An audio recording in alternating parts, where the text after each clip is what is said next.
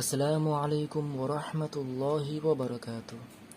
আগের ক্লাস পর্যন্ত আমাদের হারাকাতের জবর পর্যন্ত অর্থাৎ সাজাদা পর্যন্ত শেখা হয়ে গেছিল। আজকে আমরা সেকেন্ড ধাপ ইনশাল্লাহ জানব। দেখুন, একে বলা হয় হারাকাত। এটা হচ্ছে জবর, এটা হচ্ছে জের, এটা হচ্ছে পেশ। যখন এই চিহ্নটা, এই হারাকাত, যখন এইটা কোনো অক্ষরের ওপরে থাকবে, এখানে দেখুন আলিফের ওপরে আছে, বায়ের ওপরে আছে, যখন এই চিহ্নগুলো অক্ষরের উপরে থাকবে তখন তাকে বলা হবে জবর। আর যখন এইটাই অক্ষরের নিচে থাকবে তখন তাকে বলা হবে জের। ওপরে থাকলে জবর, নিচে থাকলে জের। তো এখানে ওপরে ছিল তাই জন্য একে জবর বলছিলাম। বা জবর বা, তা জবর তা, জিম জবর যা, এভাবে। কিন্তু এখানে নিচে আছে, এর মানে একে জের বলা হবে।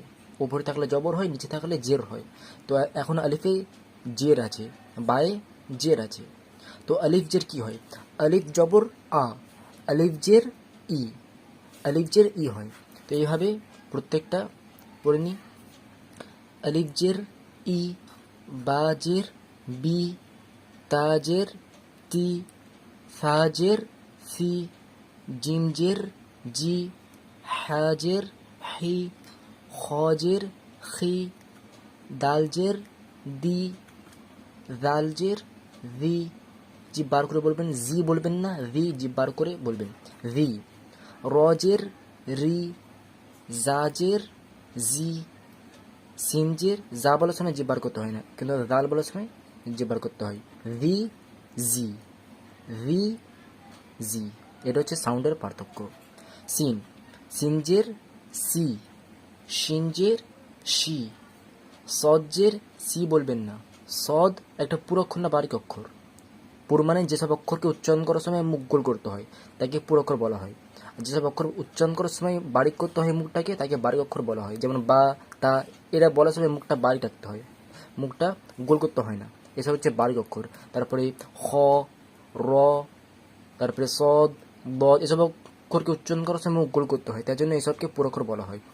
সদ একটা পুরক্ষর, ঠিক আছে? তার জন্য সজ্জের যখন বলবো তো মুখ গোল করে বলবো, সেই সেই সেই, বুঝতে পারছেন? আমি পুরোপুরি সুই বলছি না, সুই এটা বলছি না, সেই সেই, সি হবে না, ঠিক আছে? কারণ সিনজের সি হয়, সজ্জের সেই সেই। তো সৎকে পুরক্ষর অলওয়েজ পুর হয়। তো সজ্জের সেই, বজ্জের দই, তজের তি, ওয়াজের ভি। এ দেখুন, র বলার সময় জিভ বার করতে হয়, তাই জন্য যেমনি রাল বলার সময় জিভ বার করতে হয়, র বলার সময় জিভ বার করতে হয়। পার্থক্য কি? রাল একটা বারিক অক্ষর, র একটা পুর অক্ষর। তার জন্য ভি এরা বলার সময় জিভ বার তো করতে হবে, সঙ্গে সঙ্গে মুখ গোল করতে হবে। ভি ভি ভি, ঠিক আছে? আইনজের আই, গঞ্জের রি, ফাজের ফি, কফজের কি, ক্যাবজের কি। দেখুন, কফটাকে বলার সময় একটু ভেতর থেকে বলতে হয়, কি কি। আর কাবজের কি, কি কি। কিন্তু আমি অতিরিক্ত করছি, অনেকজনা অতিরিক্ত ভেতর থেকে করে, কি কি। তো এত বেশি ভেতর থেকে হবে না। কি কি কি, কাবজের কি। এটা নর্মাল হয় কি, যেটা আমরা বলি সবসময়, কি কি কি কি। এটা হচ্ছে সাউন্ডের পার্থক্য। লামজের লি, মিমজের মি, নুনজের নি, ওয়াওজের উই, হাজের হি, হামজাজের হামজা আলিফ সমান। এখন একে অ্যাকচুয়াল যদি কেউ পারফেক্টলি পড়তে চায় তাহলে একে আলিফ জের ই বলা উচিত হবে না, হামজাজের ই বলতে হবে। কারণ আমি আগের ক্লাসেও বলেছিলাম, আবার বলে দিচ্ছি, আলিফ আর হামজার মধ্যে পার্থক্য কি? আলিফের ওপরে জবর জের বেশ, মানে আলিফে কিছু চলে আসলে তাকে আর আলিফ বলা হবে না, তাকে হামজা বলা হবে। তাই জন্য এখন আলিফের নিচে জের আছে, তাই জন্য একে এখন আলিফ বলা হবে না, একে হামজা বলা হবে। এটা আলিফ নয়, এটা এখন হামজা আছে। কেন? কারণ আলিফে কোনো হারাকাত চলে আসলো, কোনো জবর জের পেশ চলে আসলো, ঠিক আছে? এটা হচ্ছে, আর যদি আলিফে এখন কিছু না থাকতো, শুধু আলিফ থাকতো, জবর জের পেশ কিছু থাকতো না, তাহলে আলিফকে আলিফ বলতাম, ঠিক আছে? কিন্তু যদি কেউ নিজের সুবিধার জন্য আলিফ জের ই বলে তবুও ঠিক আছে। কিন্তু যদি কেউ বলতে অসুবিধা হচ্ছে না আর পারফেক্টলি বলতে চাচ্ছে, তাহলে হামজাজের ই বলতে হবে। তো আলিফ আর হামজা প্রায় কাজটা সমান। তো এটা আলিফ জের ই, হামজা জের ই অ্যাকচুয়ালি, আর এটা তো হামজা দেওয়া আছে, হামজা জের ই, ইয়াজের ই, ই অনেকজনা বলে ইয়াজের ই নয় ই। দেখুন ওয়াই আই কি হয়, ওয়াই আই ই হয়, তো এটাও তাই ই, আর ইয়াজের ই। এবার দেখুন আমি একটু আগে বলেছিলাম যে কফ, যেসব অক্ষর পুর অক্ষর সেসবকে অলওয়েজ পুর করতে হয়, মানে সেসব অক্ষর বলার সময় অলওয়েজ মুখটাকে গোল করতে হয়। যেমন সজ্জের সি, দেই, তুই, ওই, ঠিক আছে, সবসময় মুখটাকে গোল রাখতে হয়। কিন্তু একটা জিনিস যদি আপনি লক্ষ্য করে থাকেন, আমি কোনো কোনো পুর অক্ষরে মুখটাকে গোল করিনি। কোন কোন পুর অক্ষরে হয় হজের আমি হি বলিনি, হি বলেছি, মুখটাকে বাড়িয়ে রেখেছি, যদিও হ একটা পুর অক্ষর। তারপরে র একটা পুর অক্ষর, কিন্তু আমি রজের রি বলেছি, রুই, রুই এনে করে বলিনি। তারপরে আর কোথায়, আর কফ একটা পুর অক্ষর, মুখ গোল করতে হয়, কিন্তু কফ যেটা আমি কি বলেছি, কুই, কুই এটা বলিনি, আমি কি বলছি।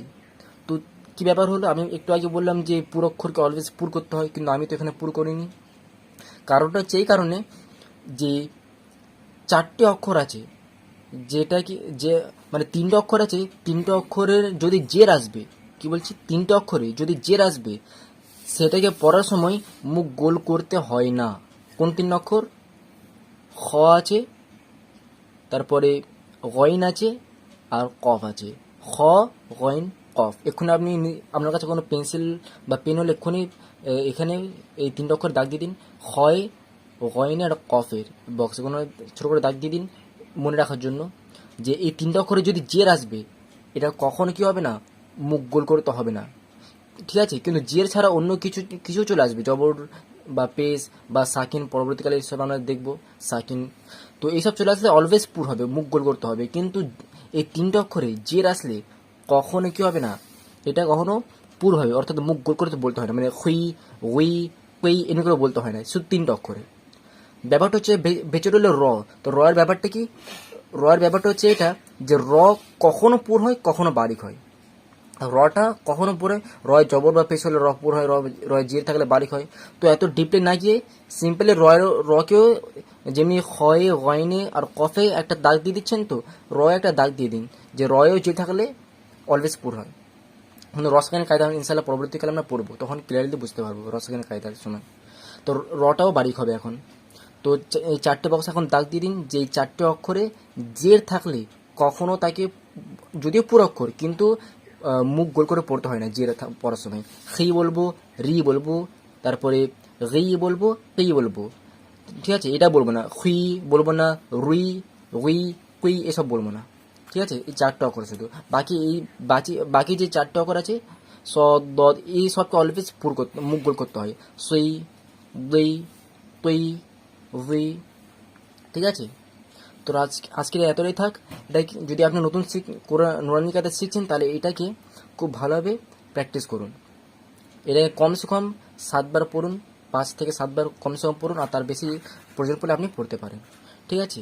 তাহলে এটা ভালো করে, আর এটা আর এটা আপনার কাজ, আপনার বাড়ির কাজ হচ্ছে এইটা আর এটা পড়লে আপনার এইসব রিভাইজ করা হয়ে যাবে, আর এটা, ঠিক আছে। তাহলে ভালো করে প্রিপারেশন নিয়ে নিন, পরের ক্লাসে আমরা একসঙ্গে এটা শিখব। কোনো প্রকার ডাউট থাকলে অবশ্যই কমেন্টে জিজ্ঞাসা করে নেবেন। আসসালামু আলাইকুম ওয়া রাহমাতুল্লাহি ওয়া বারাকাতুহু।